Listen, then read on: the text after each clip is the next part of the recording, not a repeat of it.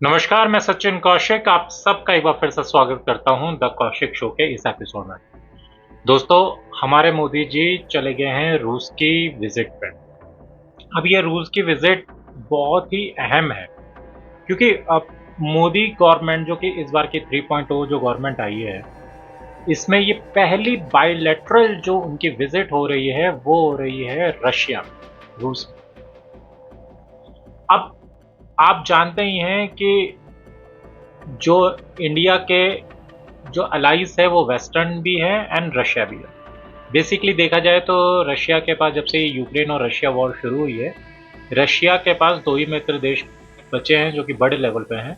एक है इंडिया और एक है चाइना, जिसमें से रशिया ये भी बात जानता है कि चाइना पे वो इतना भरोसा नहीं कर सकता। नो डाउट उनके बायलैटरल बहुत से टर्म्स अच्छे हैं, उनकी ज़रूरतें हैं एक दूसरे के लिए, पर वो उनको एक तरह से दोस्त नहीं बोल सकता जिस तरह से वो इंडिया को देख सकता है। क्योंकि रशिया भी ये कहीं ना कहीं जानता है कि इंडिया ने रशिया के लिए पूरी दुनिया से, पूरे वेस्ट से कहीं ना कहीं पंगा तो लिया है।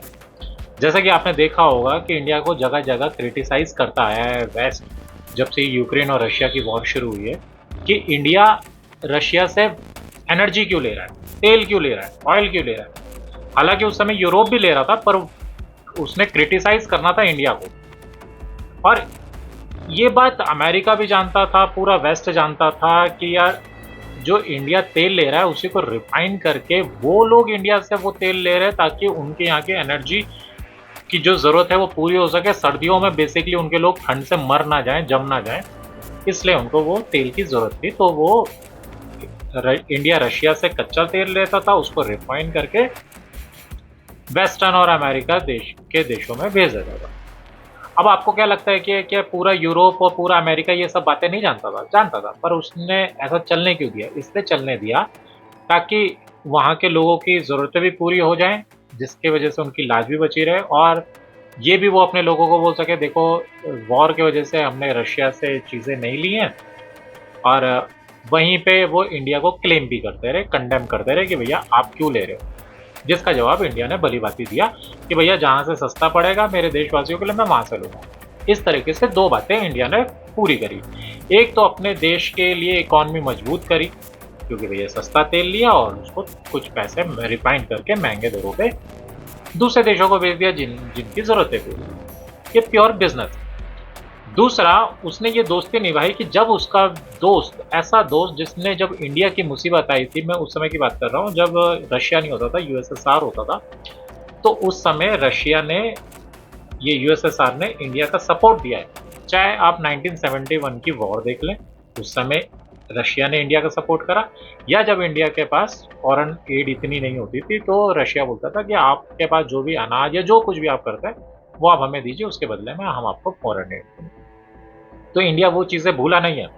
तो इंडिया ने अपने दोस्त की मदद भी करी, जब उस पे सैंक्शन लग गए थे तो उनसे तेल लिया, उनका व्यापार चालू रखा ताकि उनकी इकॉनमी बिल्कुल मरे ना।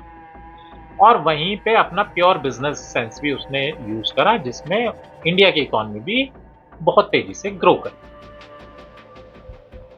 तो ये सब है, पर अब जो ये विज़िट हो रही है इसमें अलग-अलग एनालिसिस जो है, एनालिसिस करने वाले जो बुद्धिजीवी हैं वो यूट्यूब पे या अलग-अलग टीवी चैनल्स पे बैठ के अपना-अपना एनालिसिस कर रहे हैं, और उनका कहना है कि हाँ जी, एक डिनर होने वाला है, डिफेंस डील होने वाली है, एनर्जी डील होने वाली है।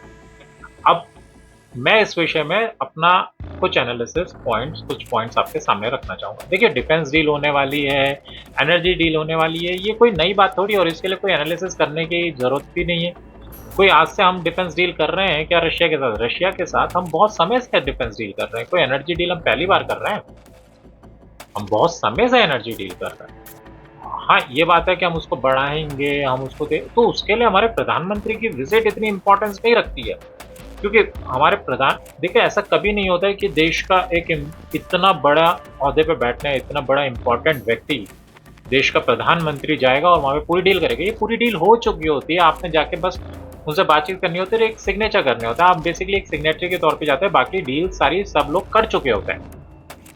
हमारे फॉरेन मिनिस्टर, हमारे डिफेंस मिनिस्टर, ये सब डील्स पहले से चलती आती हैं, और सारे पॉइंट डिस्कस होने के बाद फाइनलाइज जब सिग्नेचर होने होते हैं तभी आपको एक विजिट कराई जाती है। तो ऐसा नहीं है कि इसके बारे में इंडिया को पहले से पता नहीं रहा होगा, कोई ऐसी बड़ी बात नहीं।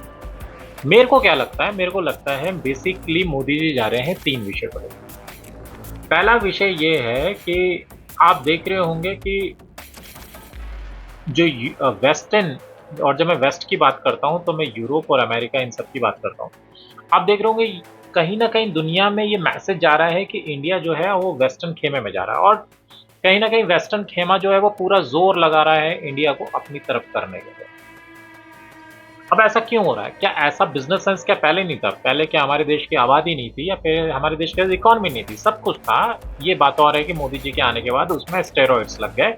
उसकी स्पीड जो है फ़ॉर्मूला 1 की गति से चलने लग गई, जो कि पहले भी नो डाउट बहुत अच्छी चल रही थी। बस ये है कि अब वो बहुत तेज़ी से बढ़ रही है हमारी इकोनॉमी। तो वेस्टर्न को क्या, वेस्टर्न मुल्क जो हैं उनको क्या ये पहले पता नहीं था? ये सब उनको पता था।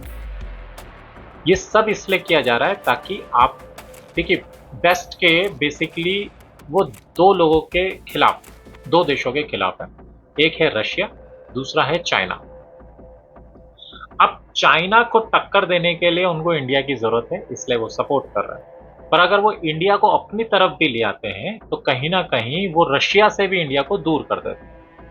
अब ये कहीं न कहीं मैसेज जाने लग गया कि इंडिया शायद वेस्टर्न जो देश हैं उनकी तरफ उसका झुकाव होने लग गया, जो कि कहीं से भी सही नहीं है, क्योंकि इंडिया हमेशा न्यूट्रल रहा है, और इंडिया कभी रशिया रशिया को कभी धोखा नहीं देने वाला, ये सीधी-सी बात है। बट आपने देखा होगा जैसे G7 में उनको प्रोटोकॉल मिला हमारे देश के प्रधानमंत्री को, या जैसे ही उनकी सरकार बनती है तो अमेरिका के कितने डिप्लोमेट्स इंडिया में भाग दौड़ कर आते हैं। किस तरह से अलग-अलग देश, वेस्टर्न जितने भी कंट्रीज़ हैं वो हमारे देश के साथ किस तरीके का अब एक सोच रख रहे हैं, एक नज़रिया रख रहे हैं, जो कि माइंडेड काफ़ी समय पहले नहीं था। हमारे देश को एक पिछड़ा हुआ देश समझते थे, एक गरीब देश समझते थे, और हमारी कोई वैल्यू नहीं करते थे। हमको, आपने वो, आपके सामने वो तस्वीरें रही होंगी जब हमारे देश के प्रधानमंत्री को तीसरी-चौथी लाइन में खड़ा करा जाता था, और अब हर कोई भी बड़ी से बड़ी मीटिंग हमारे देश के अगर प्रधानमंत्री वहाँ ना पहुँचे तो उसको विफल मान लिया जाता है एक तरीके से। जैसे अभी हमने शंघाई में जो मीटिंग हुई है उसके बारे में चर्चा है। तो ये सब हो रहा है, और इस बीच कहीं न कहीं ये मैसेज जा रहा है कि इंडिया जो है कि हो सकता है वेस्टर्न की तरफ झुकाव लेने लग गया है। तो आपने देखा होगा कि इस वजह से रशिया भी कहीं न कहीं अपने आप को कॉर्नर महसूस कर रहा है। आपने देखा होगा कि पिछले कुछ दिन पहले पुतिन की जो मीटिंग थी वो नॉर्थ कोरिया के तानाशाह से हुई, उसके बाद वियतनाम चले गए, चाइना का सपोर्ट वो करते हैं। तो आप देख रहे होंगे कि कहीं न कहीं वो कॉर्नर महसूस कर रहा है, और वो एक एंटी वेस्ट तो है ही शुरू से।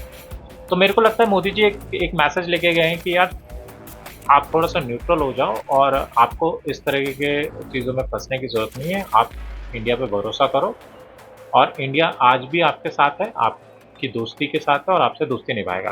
कहीं न कहीं एक तो ये मैसेज लेके गए हैं। दूसरा मुझे ये लगता है कि G7 में आपने देखा होगा कि ज़ेलेंस्की की मीटिंग हुई थी हमारे देश के प्रधानमंत्री से, उनकी विज़िट हुई थी, उनकी मुलाकात हुई थी हमारे देश के प्रधानमंत्री से, और उन्होंने, ज़ेलेंस्की ने, जो कि यूक्रेन के प्रेज़िडेंट या प्राइम मिनिस्टर हैं, उन्होंने उनको इन्विटेशन भी दिया। अब पूरा का पूरा वेस्ट भी जानता है कि इस युद्ध को शांत कराने की ज़रूरत है, पर रशिया से बात करेगा कौन? आपको क्या लगता है कि वेस्ट में कोई भी कंट्री का कोई भी हेड ऐसा है जो पुतिन से जाके बात कर सकता है? आपको क्या लगता है कि बाइडेन जाके बात कर सकता है? बाइडेन ने अगर बात करने की कोशिश भी करी पुतिन से, तो हज़ार गालियाँ और सुना देगा पुतिन उसे। तो आप देखेंगे कि पूरी दुनिया में एक ही देश बचता है। चाइना तो बताएगा नहीं, चाइना तो ऐसी बात करेगा नहीं रशिया से, तो एक ही देश बचता है, वो है इंडिया। तो कहीं न कहीं इंडिया जो है ये भी पूरा वेस्ट का पैगाम लेके जा रहा है कि अब आप लड़ाई को रोक दें। थोड़ा वेस्ट भी शांत होगा, यूक्रेन भी शांत होगा, और आप भी शांत हो जाएँ। तो कहीं न कहीं ये मैसेज भी जा रहा है, क्योंकि ज़ेलेंस्की भी जानता है कि अगर पूरी दुनिया में इस लड़ाई को कोई शांत करा सकता है, पुतिन से कोई बात कर सकता है, तो वो है इंडिया, और ख़ासकर हमारे मोदी जी। ये बात करते हैं। तीसरा मुझे ऐसा कारण लगता है कि आप आमतौर पे क्या होता है, जब भी आपके किसी मित्र पे कोई संकट आता है तो आप उसको जाके समझाने की कोशिश करते हैं। आप उसको समझाते हैं। अब चाइना जो है अपनी पॉलिटिक्स खेलता है, वो सिर्फ़ अपना फ़ायदा देखता है, तो इसलिए वो रशिया को कभी भी समझाने की कोशिश नहीं करेगा। क्योंकि अगर वो रशिया, क्योंकि चाइना चाहता है कि रशिया हमेशा वेस्ट के खेमे से आउट रहे, वो हमेशा वो खेमे से आउट रहे और चाइना का सपोर्ट में रहे। पर इंडिया जो है वो अपने दोस्त के साथ दोस्ती निभाता है। तो कहीं न कहीं हमारे मोदी जी गए होंगे ये बताने के लिए कि आप इस युद्ध को रोक दें ताकि आपके ऊपर से सैंक्शन हट सकें। क्योंकि माने ना माने इस वॉर की वज़ह से रशिया पे इतने सैंक्शन हो गए हैं, इतने सैंक्शन हो गए हैं कि कहीं न कहीं उनकी इकोनॉमी डामाडोल हो रही है। ये बात और है कि इंडिया ने और चाइना ने कुछ हद तक उनको सपोर्ट किया हुआ है। पर एक हद के बाद कुछ समय बाद उनकी जो इकोनॉमी है वो डामाडोल होगी और जिसके हमको प्रभाव दिखने लग गए। तो एक अच्छे मित्र के नाते, एक अच्छे दोस्त के नाते इंडिया से हमारे प्राइम मिनिस्टर मोदी गए हैं पुतिन को ये समझाने कि आप इस वॉर को थोड़ा रोकें और वेस्ट से भी वो ये बात कर रहे हैं कि आप भी वॉर को रोकें। तो मुझे ये लगता है कि डिफेंस डील होगी, वो तो होनी ही है, एनर्जी डील होगी, वो भी होनी है। ये सब डील जो हैं, ये सब जो एजेंडा हैं, ये सब एजेंडा होंगे पर पिक्चर के पीछे जो चल रहा है, एक पर्दे के पीछे की कहानी, ये मेरे 3 कारण मुझे ये लगते हैं कि ये हो सकता है।